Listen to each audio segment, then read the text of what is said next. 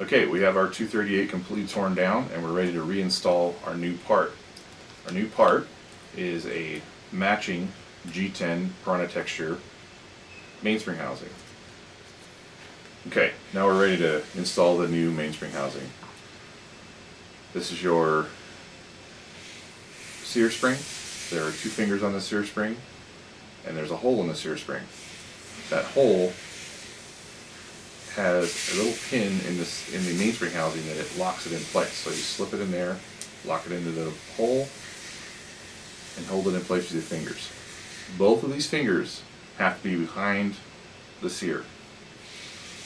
So what I do is I rotate it flat and then rotate it in place. And then slip the mainspring housing just partially in and then reach through the window in the frame and put my finger against the sear spring to hold it in place. So with your Allen wrench, you depress both fingers of your sear spring all the way to the back of the frame and then push the mainspring housing upward where the fingers of the sear spring just lay on top of the transfer bar. Then confirm that your sear is rotated in place and the tail of it is against the transfer bar. Go back inside with your Allen wrench, depress both fingers all the way to the back of the frame again, and push the mainspring housing all the way up.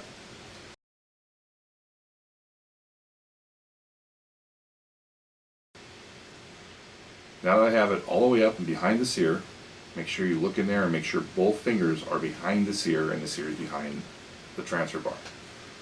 Grab your mainspring retention pin, press it in place. There's no spring tension on the mainspring right now, so pulling down on it will kind of get it to lock in place.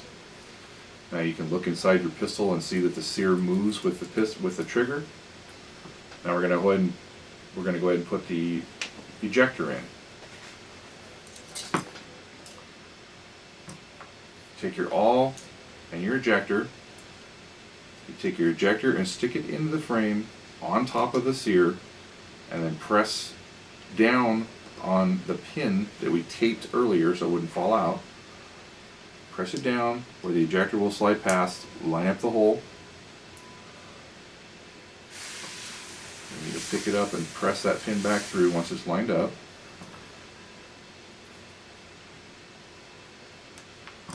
Okay, we have a spring-loaded ejector now. So now we can pull the tape off if we want to. And we're going to go ahead and install the mainspring. The mainspring has a cap on it. The cap goes down in the pistol. The open end is up. So we'll find that. We'll drop it in place. Grab our hammer. The hammer has a flat on it. That flat goes towards the muzzle of the firearm and the strut goes down. Make sure when you put the strut in that it goes inside the spring and not behind or beside it.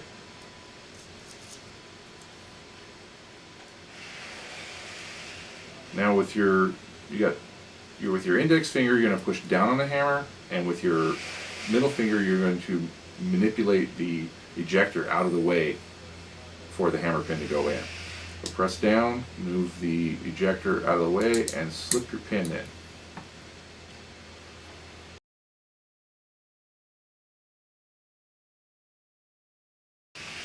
We go ahead and install the safety. Again, we have these little protrusions that need to line up with the cutout in the frame. There's one on either side of it. Line it up like that.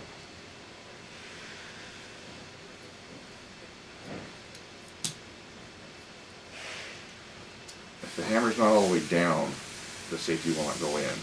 That was partially caught.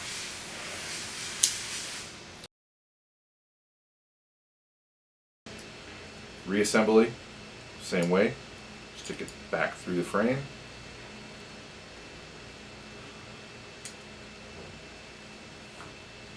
Take your right hand side safety, line it up straight up with the other safety, and pinch it together with the frame.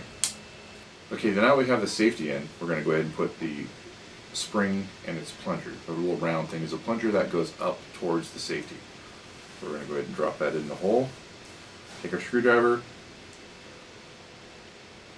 very carefully depress that plunger below the safety and turn the safety down over it. Put the safety all the way down, you can cock it back, make sure the hammer drops, and you can also make sure that the safety does not fire when the safety is on. Okay, now we're going to install the slide. Line up the rails with the pistol, line up the slide rails with the frame rails. You have to depress the ejector all the way down inside the frame and then cover that up with the slide.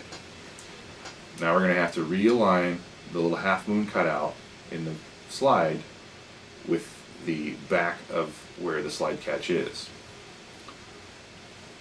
This little head right here is what has to clearance the slide, the cutout in the slide. First step is to, and this is easier to install this laying flat on the table. What you want to do is you want to put your finger on the barrel, press the barrel back, and line up. You can look through and line up the hole and hold it like that. Now you have the slide pin in, press it back, line up the half moon cut, and your slide is in place. Now that it's assembled, it's safe to dry fire the pistol. Now that we have the pistol all assembled, we'll go ahead and put the grips back on. It is very important that you use Loctite on your grip screws.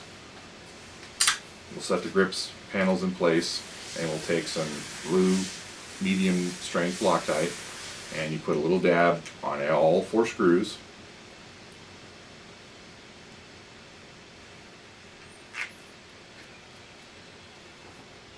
And then insert them into the grip.